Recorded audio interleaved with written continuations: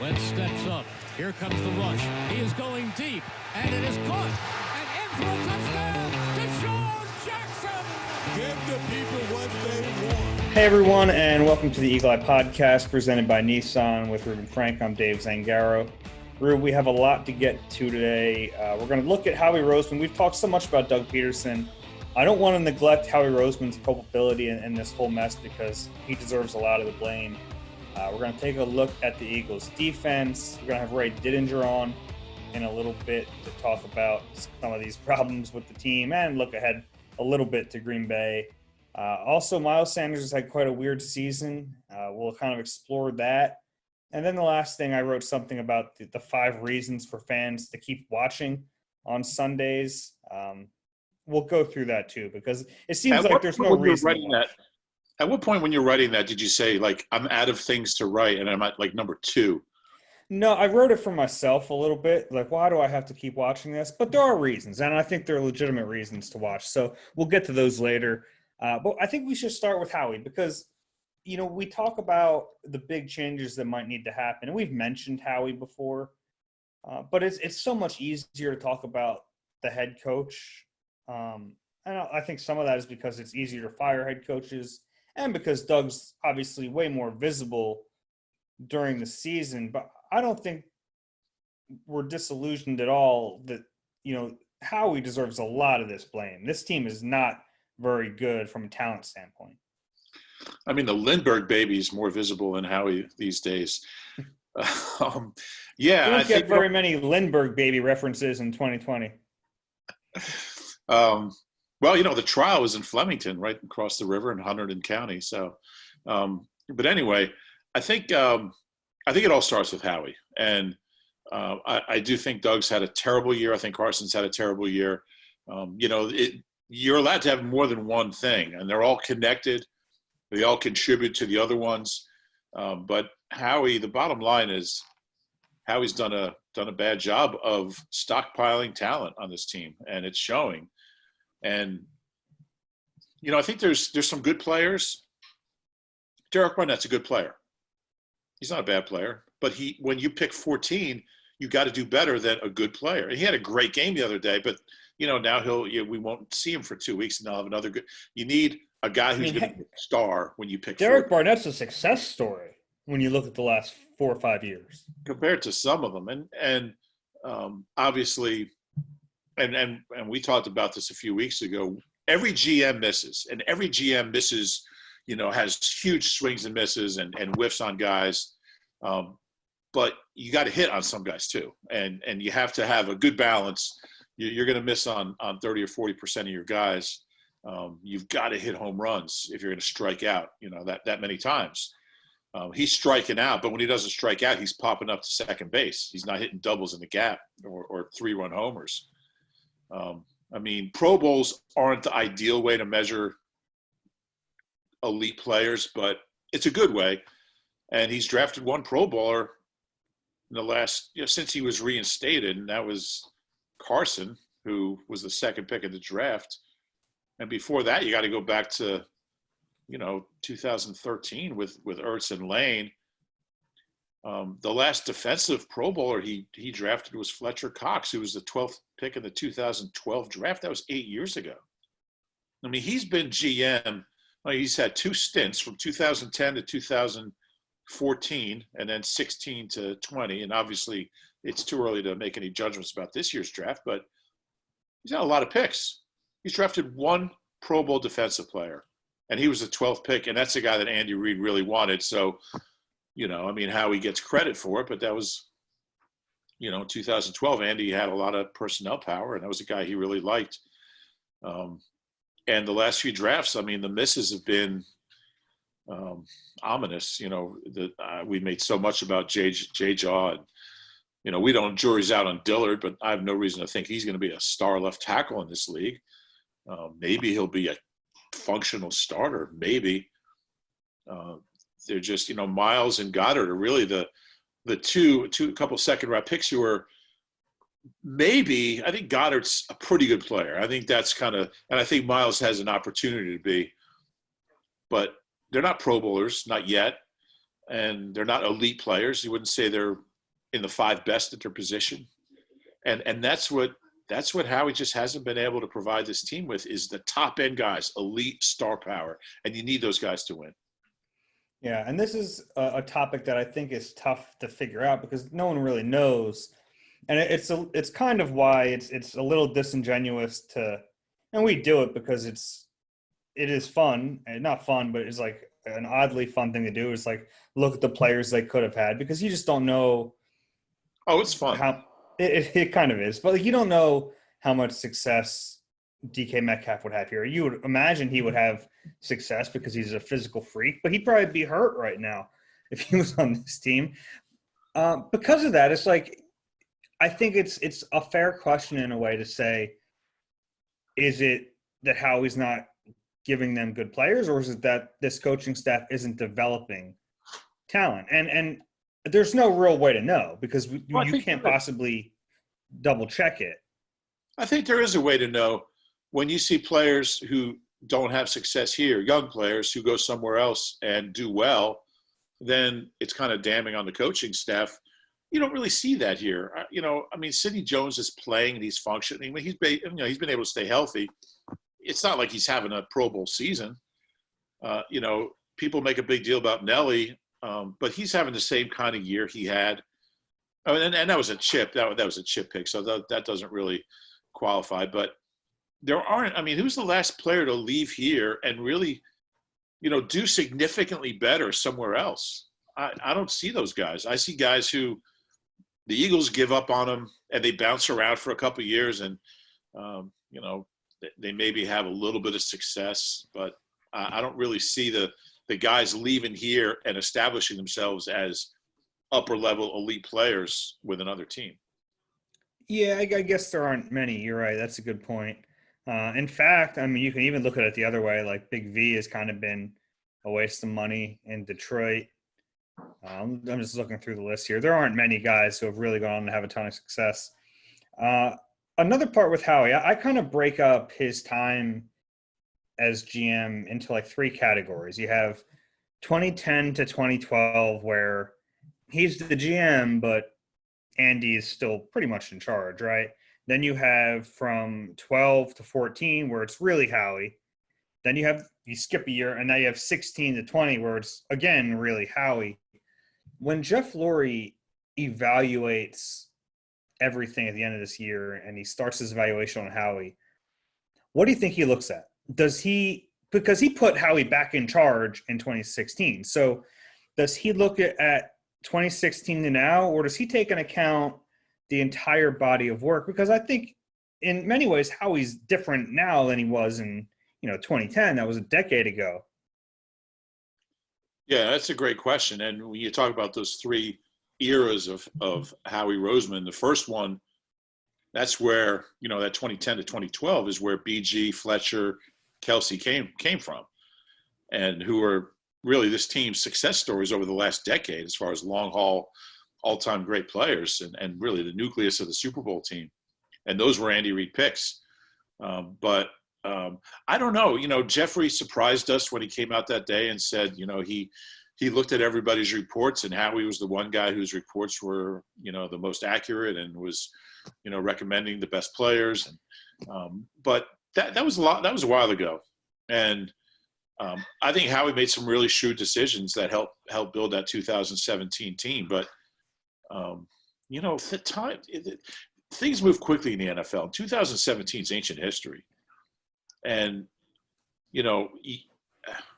they've had 3 off seasons since then that just have left the team in shambles. And I think Jeff Lurie is smart enough. And we've always joked about how, how he hasn't brainwashed and he'll, how he's GM for life and all that.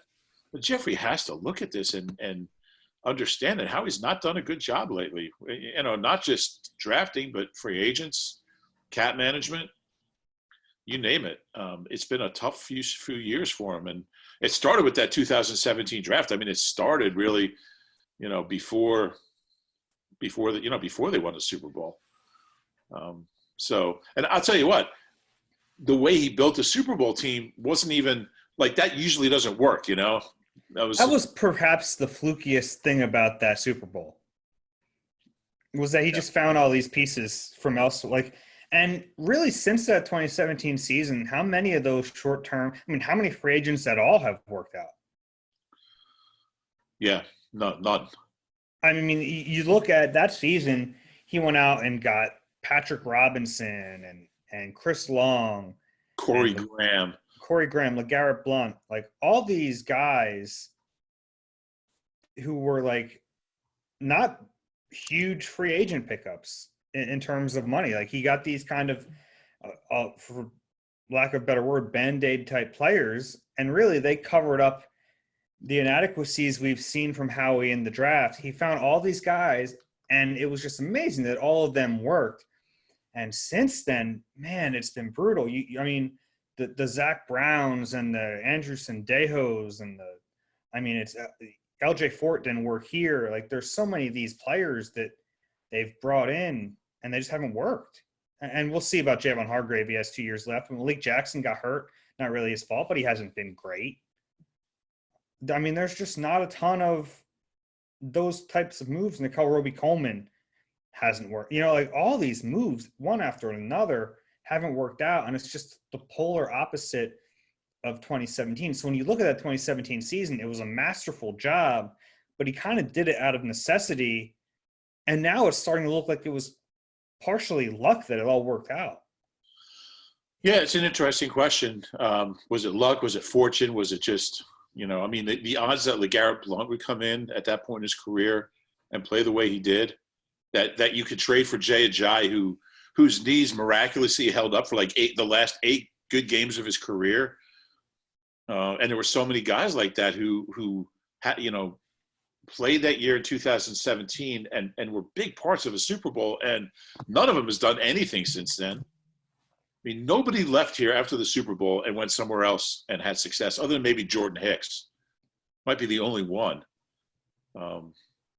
Yeah, I guess luck's a good word for it, really, when you think about it, because it's not the right way to build a team, but it just happened to work. But we're a little off the rails, but I think it does play into the fact that, I think he's tried to do some of the same things since then, and it's not something that's sustainable. I mean, the only way to win over the long haul and to be good year after year after year is to do it through the draft. And he hasn't been able to do that. Hasn't come close. And even before that 2017 season, they had hit on free agents to mask up draft inadequacies. Because you look at Brandon Brooks and Rodney McLeod and Malcolm Jenkins. Yeah. They hit on these guys who are like all-time Eagles in free agency, which is not the way you draw it up. And they had to do it because the drafting has been so poor. So it's kind of like the fog of those good free agents has worn off, and now we're seeing into the draft, and it isn't pretty. We'll see about this year. They had a ton of picks, so they played the odds. But yeah, I mean, it's not good. It's not good. And there have been hits. I mean, I'll consider Wentz a hit. That draft pick was a hit. I mean, they don't win the Super Bowl without him in year 2. You can argue about the extension. I mean, Samalu in the 3rd round, that's a hit. I mean, Big V in the 5th in 16, Jalen Mills in the 7th. Like, those are good picks. But then you get to 2017, and it's just a complete disaster. I mean, Derek Barnett's been okay, but aside from that, everyone else is gone, except for Nate Gary, who is gone. Yeah, pretty much. Yeah, and my thing is, we're the great players. I mean, Sam Malo is a perfectly fine left guard. Josh Sweat's a perfectly fine 3rd edge rusher. They have guys who are okay players, but, you're talking about like 40 or 50, 60 draft picks and no great players. I don't know how that's possible. You look around, you watch football, like, the Eagles played Monday night, and I'm sure you were like me, you just sat in front of the TV and watched football all day. And you see just all these teams have these young, exciting players. And then you look at, here's the Eagles, and it's like, their best – how many of their best players are over 30? Like 8 of their 10 best players? Yeah. Well, they have 2 young, exciting players, and they don't get one of them the ball. That's true. And, who knows? Maybe Fulgham will – who knows at this point. I've been thinking about this, like, who's their best defensive player under 30? I guess it's Derek Barnett. Who are their top three? Alex Singleton? I mean, they don't – it's really – Sweat? I mean, Slay's 29, but, like, he'll be 30 on opening day next year. Yeah, I mean, it's – I know what you mean, yeah. Yeah, so – Josh Sweat, maybe? Yeah, maybe. He's not even a starter, most of the time. So that's Howie Roseman. And when I think of Howie, I think – and, I think there's certain positions he's drafted pretty well. I think he's drafted – you mentioned, Sam Allo and even Melada in the 7th round. He's already shown he's worth a 7th round pick. He's drafted well in the O-line, other than fireman Danny, which is a big miss. But certain positions, cornerback and wide receiver, I mean, just whiff after whiff after whiff. And I think they've drafted, they don't draft linebackers. They drafted well at D-line, but I mean, those two, cornerback and wide receiver, are two of the most important positions. Every year we go into the draft, they got to take a corner or wide receiver because the ones they have suck, and they do take them and they stink. So it's just a cycle that they're in that I don't think will end until somebody different's picking the players.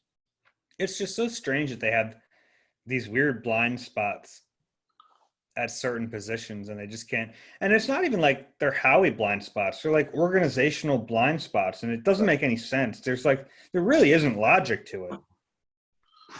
Yeah, we were somebody asked me who I thought if they draft in the top 5, who would I like to see him pick? And, I said Caleb Farley, who I think makes sense. And then I'm thinking, like, he's going to come here and he's going to suck.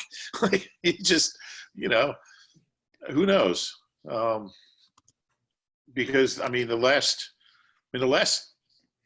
the last really good corner they drafted? Lito and Sheldon. That was 18 years ago. Sheldon, yeah. They haven't. They're really good. They've drafted some OKs. Yeah, and even they really haven't actually. Yeah, they haven't. They haven't drafted OKs. They've drafted guys who couldn't play here. Matt Wares and Curtis Marsh. Those were 3rd-round picks. Yeah. And obviously Sidney and Rasul aren't here anymore. This is, who's the last? You just go position by position. On defense, they've drafted 2 Pro Bowlers since 2002. Trent Cole, that was 15 years ago, and Fletch, and that's it. And that's obviously not just a Howie problem. That's an organization problem. How do you draft 2 Pro Bowlers on defense in 18 years? It's hard to do. There's normally like 130 Pro Bowlers every year. Yeah, and they've had some other. Like Malcolm was a Pro Bowler, not drafted. Right. We'll see. Maybe BG in year 10 will punch his ticket, but that doesn't help the case because that's still, he was drafted before Fletch, so it still doesn't change anything. Right, and he's 32 or whatever he is. So, we all hope he does that, but it doesn't change the trend, and it's really that's a long time. And Howie's had a lot of chances. And I think that for a long time there was a lot of good. Howie did a lot of good. He really did. He was really groundbreaking when it came to cap management. And, I think his draft day trades are generally brilliant. He has that ability to take a 5 and turn it into a 4 the next year. That turns into a 3 the year after, that becomes a 2 that they draft a bust with. He does all this work to make a 5 a 2 3 years later. And then, they draft a bro. Yeah. So, I don't know. What do you think the chances are that, that Howie keeps his job? I don't know. Another layer to this is something we don't know. And it's how involved Jeff Lurie is in all these decisions. Look, he's not Jerry Jones, but he's also not completely absent either. It's not like he's the type of owner who's like, here you go, guys, take care of the team for me, I'm going on vacation. Like, he's not that either. I think he's somewhere in between. And without knowing exactly how much he has his hands on these decisions, it's a little tough. Because if Howie, in a lot of these cases, is kind of doing generally what the owner wants, if he's like following this template that the owner wants them to follow, and then he's failing, then it's a little harder for the owner to turn around and fire him, right? Yeah, I guess. But if the owner's telling them, go take a wide receiver in the second round, and Howie decides that J-Jaw is really underrated because people weren't watching West Coast games, and DK Metcalf goes by the wayside, then I'm not sure that's a Jeff Lurie problem. Yeah, and I think I'm not trying to absolve Howie by any means. I'm just wondering how much of Jeff's influence would prevent him from taking it out on Howie. And I think that's fair. Like, what if and the most recent example will be Jalen Hurts, which is clearly when you draft a quarterback in the second round, that's an organizational decision that I'm sure was not a consensus pick. But when that happens, the owner has to be on board. And I don't know if he initiated it, but he's clearly on board with it or they don't do it. So things like that kind of make me wonder if Jeff will be a little slower to blame Howie than he might be with Doug Peterson, because at least with Doug, you can see it's there, and I don't know if that would be fair, because I think that the roster is clearly a hindrance to this team, but I have a hard. It's so weird because you think of Howie and Doug just so kind of attached at the hip. Howie and Doug or Howie and Jeff? I meant Howie and Jeff. Did I say Howie and Doug? Yeah. No, I meant Howie and Jeff are so attached that it's hard to imagine. But then again, I thought that way about Jeff and Andy. Yeah, and Jeff and Joe. Yeah. Joe Banner, childhood friends. So I think that only gets you so far. And if it's as bad as it looks, then I don't think even that will be enough to save. Joe Banner is out there. I don't think that's going to happen. Yeah, I know one thing. I don't think Jerry Jones will ever hire Joe Banner. Yeah, I don't think so. He's hilarious. We got to have him on again. We got to have him on. Yeah, that'd be fun. Actually, we should do that soon because he'd be great on all this stuff. Hey, 'tis the season to thrill at the Nissan year-end sales event. Get in and get out and experience the most riveting ride of the year in a brand new Nissan. These savings on Nissan's lineup are sure to raise your pulse. Joining the Eagle Eye podcast presented by Nissan now, like he does every week, our friend Ray Didinger. Ray, how are you? I'm very good, Dave. How are you doing? I'm doing well. Hope you had a great Thanksgiving. It's great to have you back in the mix here. It's funny, Ray. When we figured we were going to have you on every week this year, we figured, man, we're going to talk to him on Thursday. It'll be a great chance for us to really preview that next game. And this is a week that it would have been really fun to do that because it's Green Bay at Lambeau. You figured this is a game that would have had some serious implications in the NFC, but we're just not going to talk about it, really. There's not much to talk about. I know. This Eagles team has been such a disaster. I don't think any of us saw it coming to this level. I want to start with you today. The offense is just broken right now, and I don't know if there's one simple fix. But Doug Peterson was asked again on Tuesday if he'd consider giving up play calling. He said he would consider it if he ever gets in a rut, and he doesn't think he's in a rut yet, which, that's questionable, of course. But what was your take on that, and do you think it would help? I think it was a very logical question to ask. If this isn't a rut, I hate to see what a rut is. You're 28th in the league in offense. You lead the league in 3 and outs. You punt it 50 times. You're in a rut. It's just a question of is Doug in denial about this, or does he really just not want to give up the play calling? I actually think it'd be a good idea. I mean, it's clear that what they're doing right now isn't working, not even a little bit. So what do you got to lose? Just try. I mean, we've seen, and Doug should know this better than anybody. I mean, he was the beneficiary of this when he was in Kansas City. You remember the Kansas City Chiefs offense went off the rails, and Andy, who nobody loves calling plays more than Andy does. And Andy finally said, hey, look, this just ain't working. And he handed the play calling off to Doug, and they won 11 in a row. So, and then a couple of years later, that got Doug his job in Philadelphia. And then a couple of years later, they had another rough patch, and Andy did the same thing again, and he handed it off to Matt Nagy. And Matt Nagy started calling the plays, and they won 4 in a row. So it's worked, and actually it worked well enough. They got both of those guys head coaching jobs in the NFL. And how ironic is it that now Matt Nagy's handed off the play calling in Chicago, and we're wondering if Doug's going to hand off the play calling here.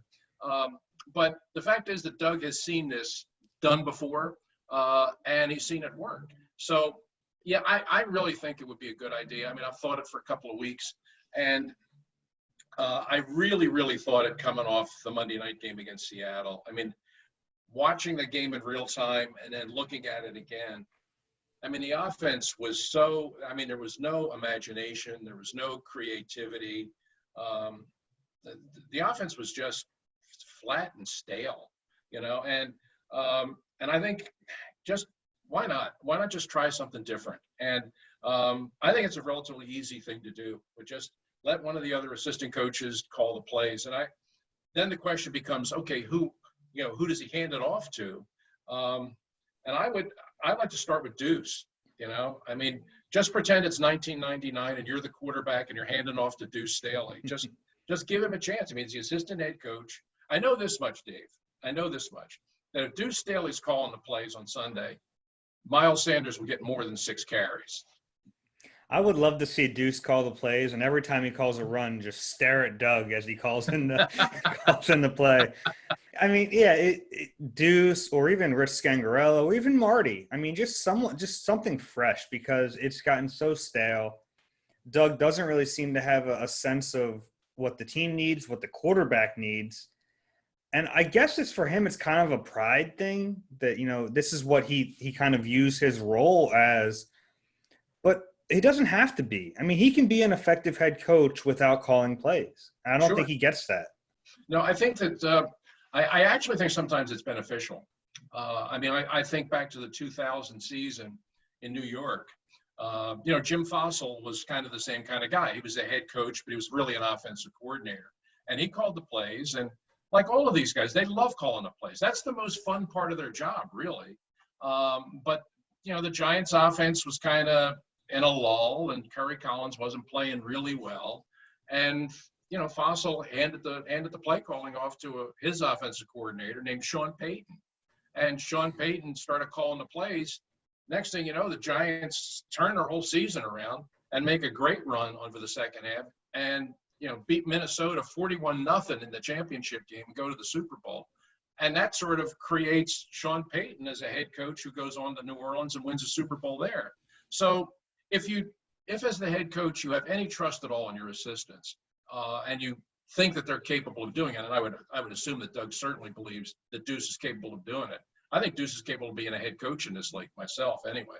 But if that's the case, I mean, it's been out there. I mean, we've seen other coaches do it, and it's been beneficial for them. And, Dave, I think sometimes, and Fossil himself said this at the end of that year when they got to the Super Bowl. He said, it was really good for me because it kind of allowed me to kind of take a step back and not just be lost in my play sheet the whole game. I can kind of like watch the whole game, and I can kind of coach the whole team, which is really kind of what a head coach has to do anyway. And he thought it was good for the team, and he thought ultimately it was kind of good for him.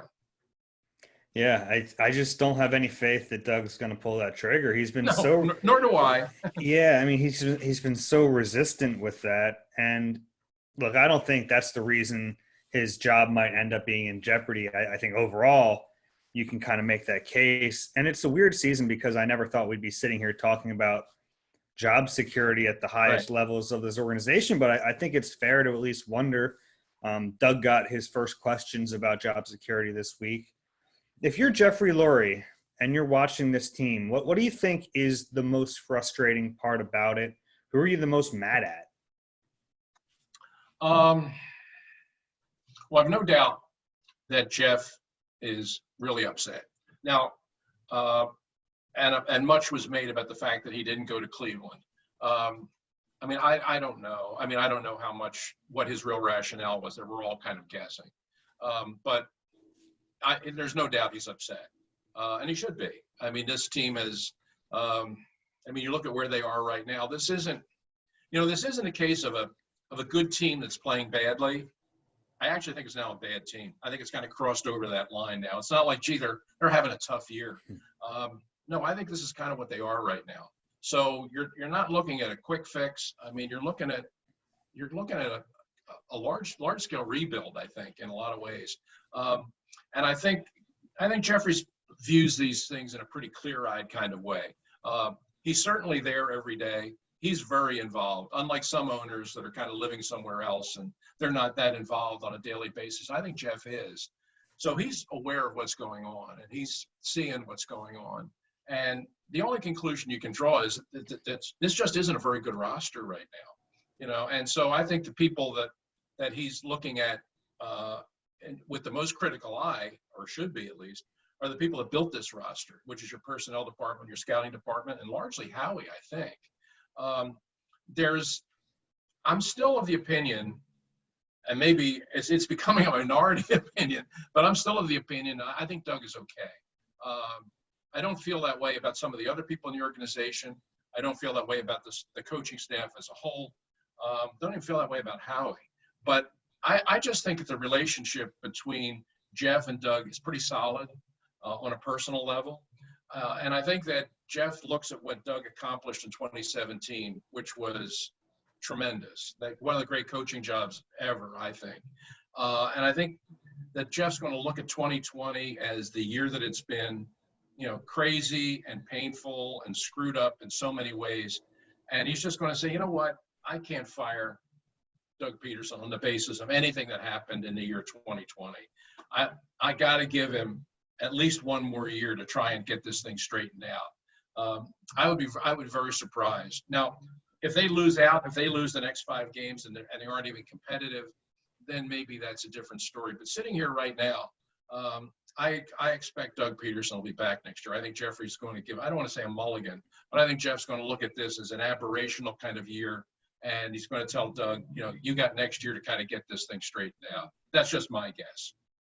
That would be interesting. And it would be even more interesting if he does that with Doug, but then looks at Howie, who we kind of understand they have a pretty close relationship too. I mean, going back 2 decades, he's kind of watched Howie climb through the ranks and rise like a phoenix out of the Chip Kelly ashes. But right. That would be interesting because if he decides to make a change there, whether it's kind of moving Howie back to the broom closet like he was a few years ago or eliminating him completely, now what do you do? Because now you have – does your head coach – there's always a weird power dynamic there between the head coach and GM. Does the head coach kind of assume more power as they then hire the next GM? That to me would be really interesting to see. Yeah, and that's the tough part. Generally, I think the coach general manager thing works better when they both come in together. If one's there and the other one comes in, one guy doesn't have any say over the other guy being there. They don't necessarily think in concert. Very often, not always, but very often that turns out to be just a bad working relationship.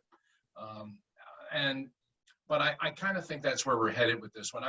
I agree that, we all know that Jeff really likes Howie.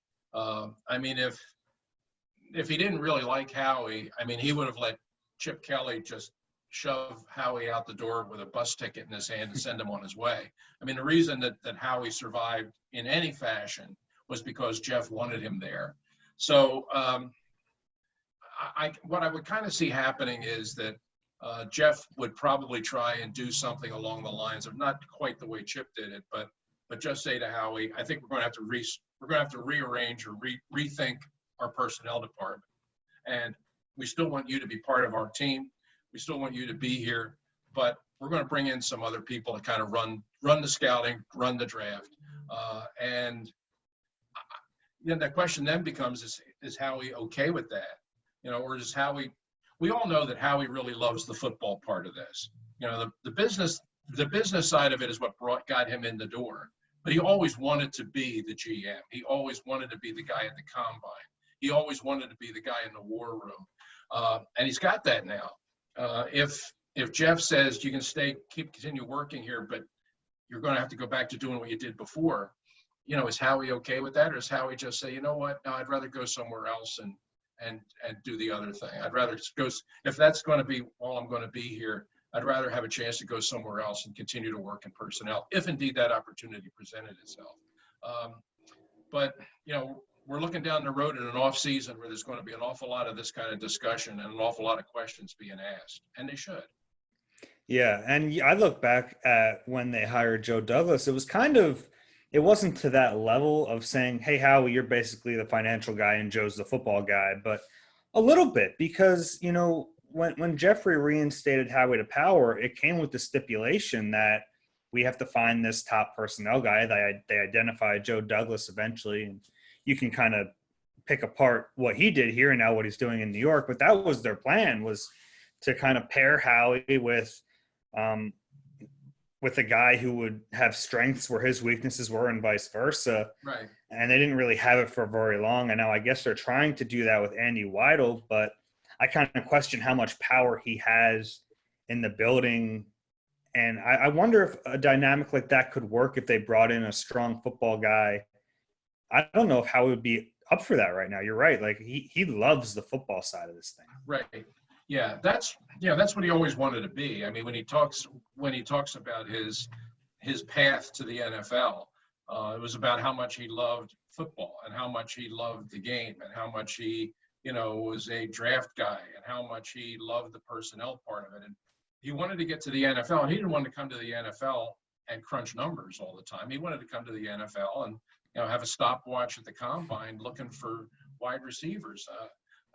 That's what he wanted to do. And to his credit, I mean, he managed to do it against incredible odds, got there. And, now that he's fought his way up to this position and actually been general manager of a team that won a Super Bowl, is he just going to surrender this and just say, okay, yeah, you're right, I'm just going to go back down the hall, and just start looking at contracts again? I don't know. I really don't know. But I do feel very strongly and rightly that Jeffrey's looking at this situation. He's looking at this team. He's looking at the age of the team. He's looking at some of the bad contracts they've been stuck with. And he's just saying to himself, we got to change. I mean, we got to tear this thing down and start over again. And the guys who made these decisions that put these guys on the field, I mean, they all have to be called into question. And, and Howie's, Doug's part of it, but I think Howie's probably even a bigger part of it. If all the questions that are being asked now are about in the future of Peterson here, the future of Howie here, and the future of Carson here, those are the big three that everybody's asking questions about. I would say at this point, of all of them, Carson's probably the most likely to be back, just because what are you going to do with him? You can't move him. I think there's certainly questions about whether Howie would be back next year. And the questions are now being asked about, is Doug going to be back? I mean, you're right. I mean, it's unthinkable at the beginning of this year that we could even be having this discussion. But here we are, and it's real. I mean, these are the kind of things I'm sure they're swirling around in Jeff Lurie's head right now. Yeah, and it's a shame because we should be talking about Devontae Adams and Aaron Rodgers and what should be a big game in Green Bay, and it's hard to even care about it, honestly. But I do have to ask you about Green Bay before we let you go. This is a tough game. Eagles are 9-point underdogs. Do you see any way for them to pull this one off? It'd be very hard. I mean, the Packers' offense is so explosive. I mean, they score. They seem like they score 30 points every game. I mean, in fact, they're averaging over 30 points a game. They've had multiple 40-point games, and the Eagles can't score more than 17. I mean, they play a Seattle team that frankly isn't very good on defense Monday night, and they needed a garbage time Hail Mary to break double figures. So I mean, the offense is just so it's just so. You use the term broken. I use the term broken on the Monday postgame show. It is. There's no other way to describe it. And you've got some of your players back. You're getting Ertz back this week. That's one more part. But you pretty much got your guys back right now. But nothing's working. And the execution is terrible. The design of the offense is terrible. The play calling's all over the place. And the quarterback, I don't know what to say. You just a lot of the time when you looked at Monday's game and when you watched it back again, and I know you did, two things actually jumped out at me. Number one was how rarely the receivers were able to get open. I mean, against what I think is a pretty mediocre secondary, your receivers just couldn't get open against those guys, which is kind of alarming. But even on those occasions when they did draw up a good play and a guy did get open, Carson either couldn't find him for whatever reason, or he missed him.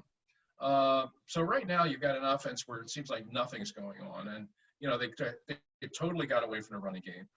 I think it was 55 called passes to 10 called runs. I mean, that's just ridiculous. So, Green Bay, I mean, they're good. I mean, they're really good, and they're headed to the playoffs again. And I think Rodgers might be playing the best football of his career right now. I mean, for a guy that's been great throughout, I mean, 33 touchdowns, 4 interceptions, and he really makes that offense hum. I think that when they drafted the quarterback, when they drafted Jordan Love, I think that really bugged him. And I think he played this year to prove a point that I'm not ready to step aside. Sorry, fellas, I'm planning to play here for a while, and he's playing great. And the combination of he and Adams, I mean, they're scary good together. They don't have a whole lot of other playmakers, but those two guys are more than enough, I think, to win this game. So, yeah, I mean, I think it would border on a miracle to think that I'm actually a little surprised that the line isn't higher, to be frank with you, given the way the Eagles looked on Monday night. But I'm saying I think I'm calling this one like 30-20. Yeah, you're probably right about that. It's a tough game and what's been a pretty miserable season, but we'll continue to have you on every week and we'll kind of keep going through this. We're going to have some more big picture, I guess, than micro looking at this season, but that's what it is at this point. I'm afraid that's what it is, David. But yeah, we'll do our part. We'll carry on through the rest of the regular season. Let me ask you a question. Sure. What do you think is going to be the upshot of the NFL the rest of the way? I mean, Roger Goodell yesterday said, we're not stopping. We're not hitting the pause button. We're just going to keep on playing. If we have to play games Monday, Tuesday, Wednesday, Thursday, Friday, Saturday, that's what we're going to do. But we're going to stay on schedule, and we're going to play the Super Bowl on schedule. He was very adamant about that. As of last week, with all the craziness out in San Francisco and the 49ers having to move and then rescheduling the Steelers-Ravens game like 5 times, playing it on a Wednesday afternoon, I mean, to me, I really thought that we were approaching a point where they might just say, fellas, let's just hold off for a couple of weeks, try and get everything back on an equal footing, and then move ahead. I really thought they were going to hit the pause button. But Goodell yesterday said, no way, we're just going to keep pushing on. Yeah, and that's kind of been their MO this whole season. And, I mean, if you didn't believe that before, you watched what they did with the Ravens and Steelers game. I mean, they were going to play that game no matter what, it seemed like. I guess they're going to just try to do this. It's going to lead to some really weird situations. It's going to lead to – like you had in Denver. The team plays a game without a quarterback. Like you had in Denver, like you had with the Ravens not having their MVP. You're going to have these weird situations, and I think the league is just looking at it like, we don't really care. We're going to have this season. I think you're right. I was starting to wonder if a press pause might make sense. Just say, hey, 2 weeks, everyone quarantine. We'll kind of reset this, let everyone catch up, and then we'll go at it again. It doesn't seem like they're going to do it. I wonder if they're starting to think about contingency plans for the playoffs. Right. That would make sense. If you can get to that point, then you have a limited pool of teams. At least then you'd have a better chance to – I don't know if it would be a real bubble, but you have a better chance of quarantining those teams and maybe resetting at that point. But it seems like at least for the rest of this regular season, the 5 weeks left, they're going to try to just plow through whatever happens. I don't know if it's the best way to handle it, but it seems like they're pretty set on this is what they're going to do. Yeah, I actually thought that after the San Francisco thing, and then what happened out in Denver, where they literally had to play a guy who wasn't even really a player at quarterback in a league game. I just thought there was somebody who was going to say, no, you know what, enough. Come on, this really isn't the NFL, what we're doing right now. Let's just hold off for a couple of weeks and hopefully that the virus, we can get it a little bit under control. We can get the teams back on the field and put out something that resembles the National Football League. But I mean, Roger was very clear that is not what they're doing. They're just going to go ahead and they're going to do whatever they have to do to play these games. I mean, they're literally talking about playing every day of the week if they have to, just changing games around. But I think once they get the regular season done, yeah, I'm kind of where you are on this. I think they're going to try, and I bet they're already planning. Okay, once we get to the playoffs, once we get to our playoff teams, then we have to really start quarantining and making sure that those games have real integrity, that the playoff games, that you have the real team and you have a real competitive game, which is going to lead to I think you're going to see some bubbling in the postseason. I think once you get down to the postseason, I think they're going to do everything they can to make those games representative of what postseason football is supposed to be. They're going to push through and do whatever they have to do to get through the regular season. But I think once they get to the postseason and the field narrows, I think they're going to put some things in now that are going to just try and keep this thing, on track. Yeah, and you're right. Could you imagine a situation like Denver in the playoffs? The number one seed is at home and they don't have a quarterback. You just can't. How can you justify that in the playoffs? Right. And that's one that that's their worst nightmare. You get a Denver-like situation, which could easily happen. I mean, all it takes is one of these teams where a couple guys don't wear a mask, and then all of a sudden they get the COVID, and then everybody they were in a meeting room with, now all of a sudden they have to be quarantined, and you got a team playing a conference semifinal with some guy off the practice squad who's a wide receiver, but he's taking snaps. I mean, you can't have that happen. So, I mean, they're going to have to take the next step in terms of trying to get out ahead of this thing when they get to the postseason. And it's probably going to involve moving guys away from their families and putting them somewhere else and some sort of quarantine. But I think that's what's coming. But between now and the rest of the end of the regular season, yeah, I just think they're going to barrel straight ahead. It's amazing. I never would have thought that they could have done this, Dave. And maybe they shouldn't even. I mean, maybe it's not even the right thing to do, but that is what they're going to do. Yeah, I'm frankly impressed that we've gotten this far. I was so skeptical when they started this thing, and it's worked better than I thought it would. I thought we'd have more of these situations earlier in the year, but obviously now as the nationwide cases start to rise, it's rising in the NFL naturally. But yeah, they've done a decent job actually. Yeah, they have. I mean, now it's getting crazy. As the COVID thing is spiking across the country everywhere. Obviously, the NFL is feeling the effects of that, but the doctors and the scientists all said this was coming. Once the weather got cold and the virus season started kicking in, it was going to get worse, and it has. But I kind of agree with you. I mean, through 8-9 weeks, let's say the first 8 weeks, the first half of the season, it's amazing how good it was, how much they were able to get in, and how good the football was. How many good games there were, how many teams were playing well. I mean, we're so caught up with the Eagles in the NFC East, which is like the worst football in the history of football. And we don't sometimes look outside that and see what's happening around the rest of the league. But, I mean, it's amazing with everything that they had to deal with that there was so much good football going on, at least through 8-9 weeks. Now I think it's becoming more difficult because of the overall condition of the pandemic, because it's expanded and it's gotten worse. But for the first half of the season, and the big thing is you didn't have a single player or coach get really sick. I mean, critically sick. And God forbid somebody die. I mean, that was always a possibility too. So none of that happened. And actually, the way the football was played out, it was actually kind of a success story. It's harder now, but the first half of the season, there was a lot of good football played. Not you and I didn't. We didn't see it. Yeah. We didn't get to see much of it, but for the nation at large, actually, the football was pretty good. All right, Ray. We appreciate your time. We'll talk to you next week. All right, David. I look forward to it. Bye-bye. If you're a football fan, you need to check out the new game Sunday night 7 on the NBC Sports Predictor app. There's no reason not to play. It's totally free, and it's got $2 million in guaranteed cash prizes this year, with $100,000 up for grabs every week. Just make 7 predictions about what will happen on Sunday Night Football for a chance to win some serious money.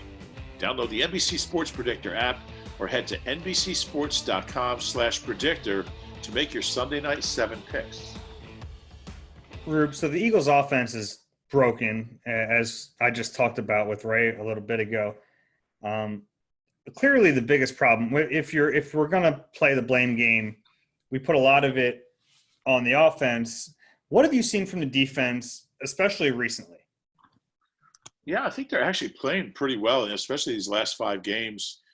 The Rams game was a disaster. I think the Steelers and Ravens, that little 2-game stretch there was pretty bad. But I think they played some good football. Now they haven't really faced a ton of elite quarterbacks. But what they did against Russell Wilson and the Seahawks, it was funny. Who was it? Was it BG or talked about holding them to 20 points because the one field goal was a 3-yard drive. It subtracted the 3 points there, but it was Avante. Yeah, it was Avante Maddox. You're right. But yeah, and a couple of things. I looked this up. I thought this is interesting. The Eagles have allowed 50 scoring drives this year. 27 of them have gone for 50 yards or less, which is the most in the NFL. So they've allowed the most short scoring drives, which is just a reflection of the offense turning the ball over or having bad field position and giving the defense, a short field to work with. And it's happened over and over. And that's why the Eagles are, when you look at it, they're one of the best. They're top 10 in points in yards allowed. They're 9th in yards allowed, but they're 16th in points allowed. And the differential that's a big differential, is field position. And we talk about complementary football, and that's the offense just setting up the defense to fail. But top 10 in defense is pretty good. But even better than that, they're 4th in yards per play. They're only allowing 5.04 yards per play. It's top 5 in the league. And they're facing more drives. They're facing more plays because of time of possession, because the offense stinks. The offense's deficiencies play into every single negative stat that you can find on the defense. But they're 3rd on 3rd down. They're, over the last 5 games, they're 8th in points allowed. And I think this is really interesting. I look at Jim Johnson as everybody looks at Jim Johnson as the best offensive coordinator. He's the best I've ever been around. And I looked up last night. I sent this to you at like 1 a.m. when I came up with it, but I think you were sleeping. I woke up this morning like, what the hell was he doing last night?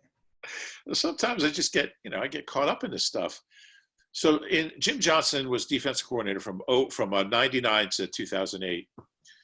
And during that 10-year span, the Eagles ranked 10th in yards allowed and 6th in points allowed in the NFL. And in Jim Schwartz's 4.5 years here, those numbers are exactly the same, 10th and 6th, which tells you, and, he had a Super Bowl in there. For some reason, there's a disconnect in, fans can't stand Jim Schwartz, which I don't really get it, because I think, and we've talked about this, maybe not this year, but in the past, he's not aggressive enough, but look at the players he has. And I think there's a reason for the things he does. I think he gets the most out of the talent he has. He's had 2 Pro Bowlers in his first 4 years, Malcolm and Fletch. And the rest are just a bunch of guys who play hard, and he gets the most out of what they can do. This has never been a great defense other than 17, I think they were. And that was largely due to the offense holding the ball for 36, 37 minutes a game. And the defense didn't have to play that many snaps and that many series. So there was less opportunities for opposing teams to score. And it all goes hand in hand. You can't look at this stuff in a vacuum. And I think what Jim has done with what he has been commendable. And that's not to say they don't give up big plays, not to say they don't have embarrassing missed tackles. They don't give up, scoring drives after the offense scores. But you look at the league, and it's an offensive league. Teams are averaging 25 points a game this year, which is that's 3 points higher than it was just 5 years ago. And it's the highest in history. So every team, I think there's like a proximity bias here. I think every team gives up touchdowns and plays and, really bad plays that are embarrassing and 80-yard touchdowns. And we just see it here, and you think, oh, the Eagles defense sucks, Jim Schwartz sucks because they just gave up a touchdown.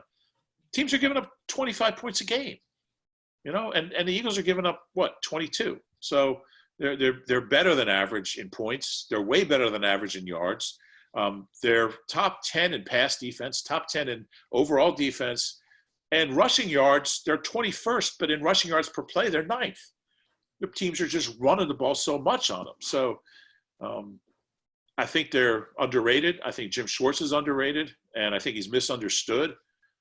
For some reason, people have just decided they don't like him because he doesn't blitz. I think when you have, he has a scheme that is dependent on the front four getting to the quarterback, which for the most part this year they've done a pretty good job of. I mean, they're number 3 in the league in sacks. They don't get turnovers, which is a little surprising considering the pressure they generally get. But they don't have great quarterbacks, and they've dropped a lot of picks.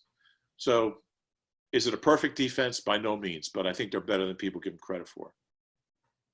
That was long. It was, but I think I don't get it. I don't understand there's certainly room for criticism there. You give up a 80-yard run to a quarterback and, stuff like that. But when you look at the big picture and you compare to the rest of the league, they're doing okay. I think the criticism comes from seeing when they do get beat, it seems like it's the same reasons why they get beat. And that's really frustrating. And I get that frustration. And you mentioned the lack of turnovers. That bothers me too, because it's great to get goal line stands and it's great to hold teams to low yardage. But we see the Eagles offense turn the ball over, how much it helps the other team. Eagles defense can do that too. I mean, they're allowed to get turnovers. I mean, they have 11 in 11 games this year. And I agree. I totally agree. And is it talent or is it scheme? I mean, how many interceptions have they dropped? 5, probably. The ball's in Nikel Roby's hands and he drops it. The ball's in Rodney's hands and he drops it. I think Avante had one early in the season. He drops it. It was down at like the 8-yard line. That's nothing. Jim Schwartz is putting those guys in position to make those plays, and they're not. I think even Slade dropped one a couple weeks ago. So, it's embarrassing to have 3 interceptions in 11 games and 6 in their last 21 games. It's crazy. What do you do? There was once a game where they had 6 in one game. It's 7 in one game once in the 50s. But man, it was hard trying to interview every single one of those guys that had an interception. I wasn't going to say it. Yes, you were. Especially because they had to get to their day jobs, right? But it's in the big picture, I think they're better than people give them credit for. I generally agree with that. I don't think they're a great defense, but you're probably right. A lot of this goes back to our earlier conversation about Howie. I don't know if they've had the talent, but I think we do have to mention that we have heard about Jim's influence in personnel decisions. And that's not to say he's like the defensive GM, but he also has say in a lot of these moves. It's not like they brought Jalen Mills back at $4 million to play safety without Jim's blessing. So he's not absolved of their personnel on defense either. It's not like Howie said, here are crappy players, go play. It's like Jim, I think Jim has a say in a lot of this too. Yeah, I think he has a say. I don't think he has final say. No, he doesn't have final say, but he has influence. And I think stronger than normal defensive coordinator influence. Yeah, I don't know how to measure that, but I don't think he's perfect by any means, but I do think they're underrated. Okay. It's one thing for cornerbacks to drop passes. It's another for a running back. And that's what we've seen from Miles Sanders this year. He had 5 drops all of last season. He has 8 in 8 games this year. It's kind of bizarre because he was such an effective weapon out of the backfield as a receiver last year, and he just hasn't been this year. What do you think's going on? Yeah, it's strange, and he's had a weird season. He was hurt. early, and he came back. Then he got hurt again. It's been a kind of a fractured season. He's run the ball really well early in games, not well late in games. I don't know if there's a fatigue factor. It's hard to tell. I do think Carson got him the ball in a little bit better position last year.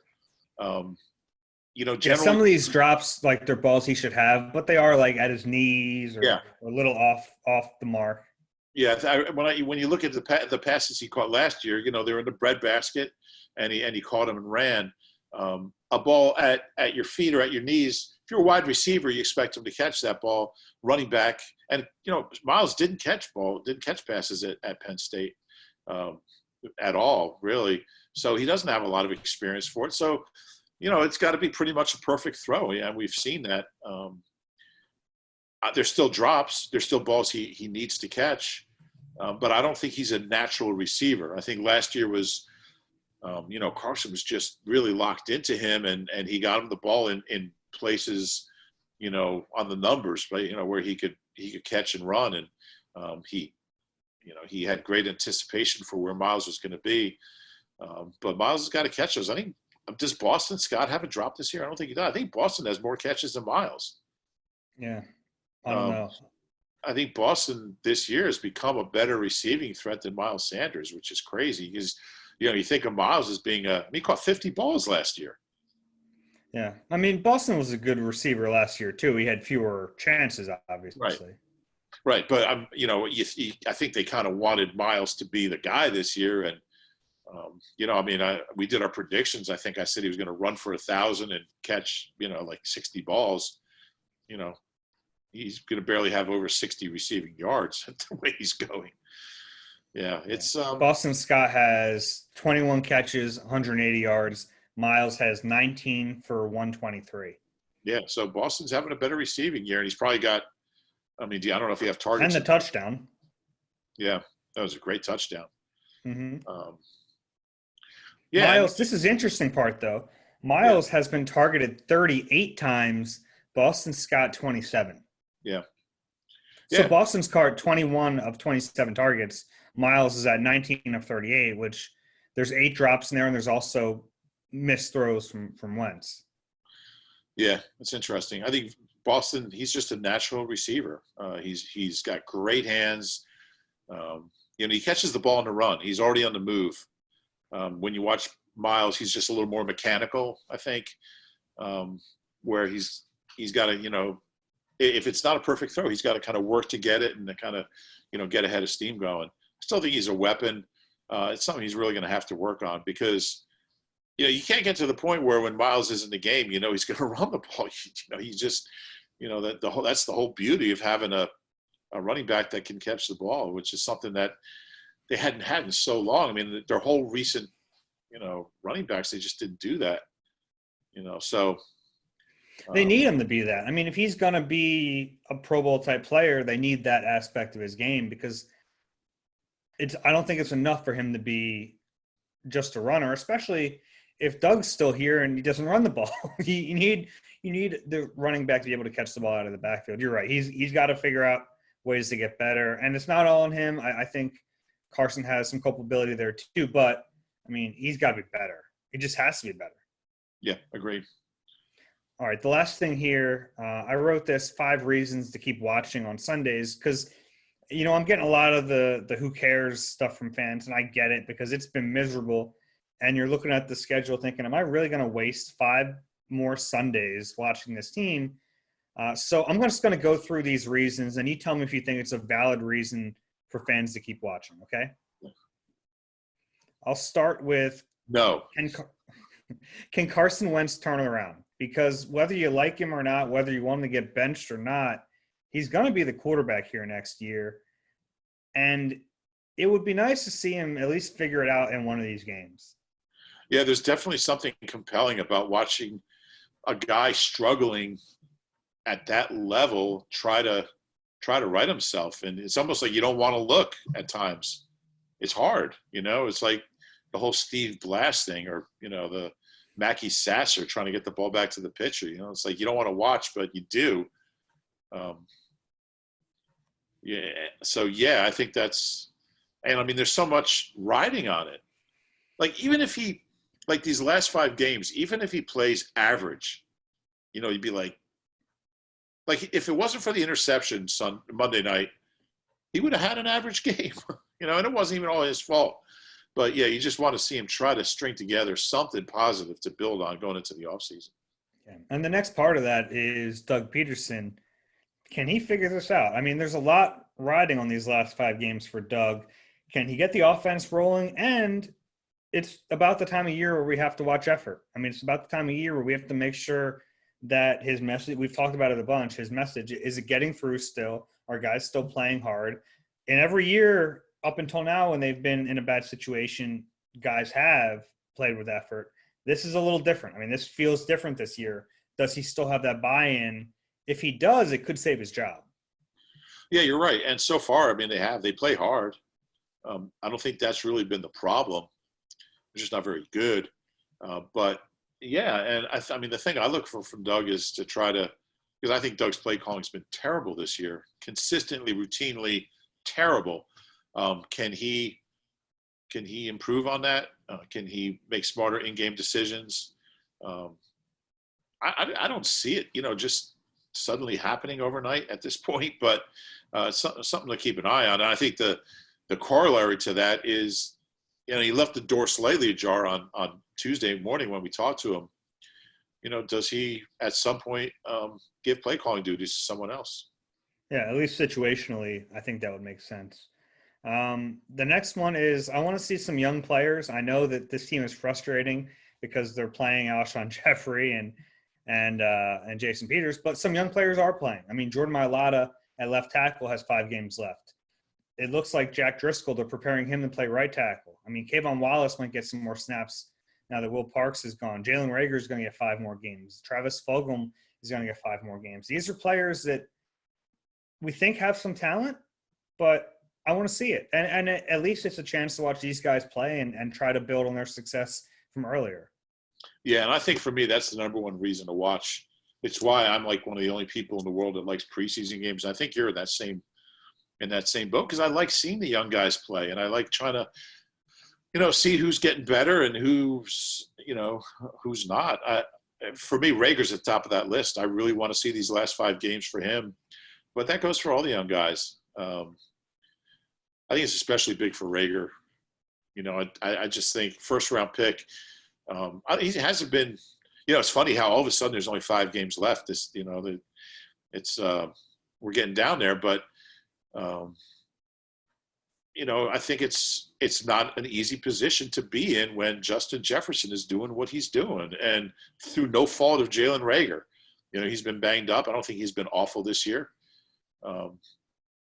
It's been a hard year for him. So, yeah, you definitely like to see him kind of get out of this thing with something positive to build on. Yeah. Another one is the draft pick. We've talked about this. We don't have to get into it too much. But my thing on this is, like, even if you can't root for the Eagles to lose as a fan, which I totally understand, it's tough to watch a game and hope your team loses. You can take solace in the fact that if they do lose, that draft pick could get better. I mean, we could be looking at a top 5 draft pick. Yeah. Yeah, like 15 picks better just by losing the division. It's kind of exciting to think, that they could get a top 5 pick. And again, they've had 2 top 10 picks in the last 20 years. Yeah. So it's a little scary to think they might screw it up, but they haven't really messed up a pick that high in a long time. So that's true. I mean, the one pick that I think you're most in danger of messing up is the quarterback pick that high, because there's just a higher bust rate. But right.